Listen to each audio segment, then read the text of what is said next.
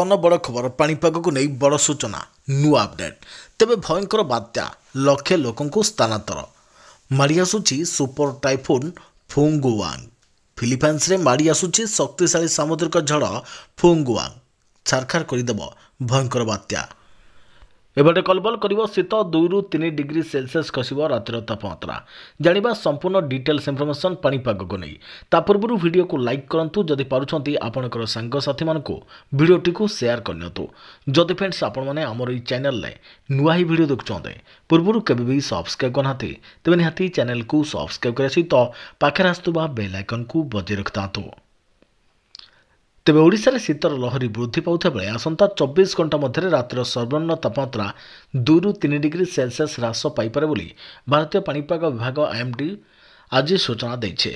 पाणीपाग विभाग पक्षरु आज एवं आसंता काली कंधमाल झारसुगुड़ा और सुंदरगढ़ जिला पाई शीत लहरी अलर्ट जारी कर दैछे। तेबे यापर सर्वनिम्न तापमात्रा आउ कोनोसी ह्रास हेबो नाही।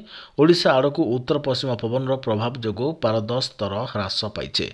गत 24 घंटा मध्य कंधमाल दारिंगबाड़ी में सर्वनिम्न तापमात्रा 9.5 डिग्री सेल्सियस को ह्रास पाइथिला। एथिसहित कंधमाल जी उदयगिरी एवं फुलबाणी यथाक्रमे 10.5 डिग्री सेल्सियस और 11 डिग्री सेल्सियस सहित द्वितीय और तृतीय स्थान रही।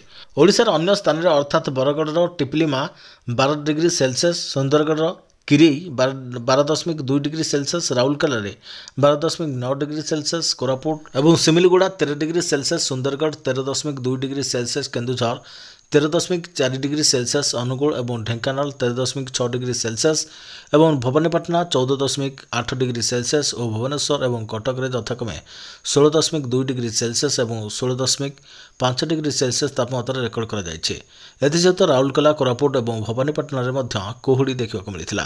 भुवनेश्वर समेत राज्यर अनेक स्थान में गत गोटे सप्ताह मध्य सर्वनिम्न तापमात्रा तीव्र ह्रास घटी।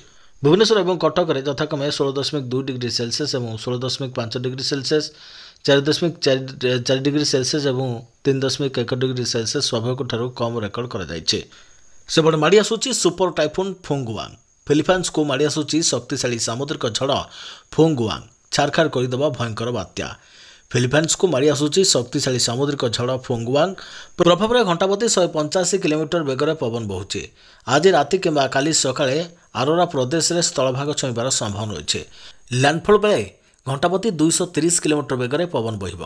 बात्या को नजर रखी विभिन्न अंचल में 10 लाख रु अधिक लोकों स्थानांतर कर जापान में शक्तिशाली भूकंप पर इवाटा प्रदेश में जारी होइछि सुनामी अलर्ट।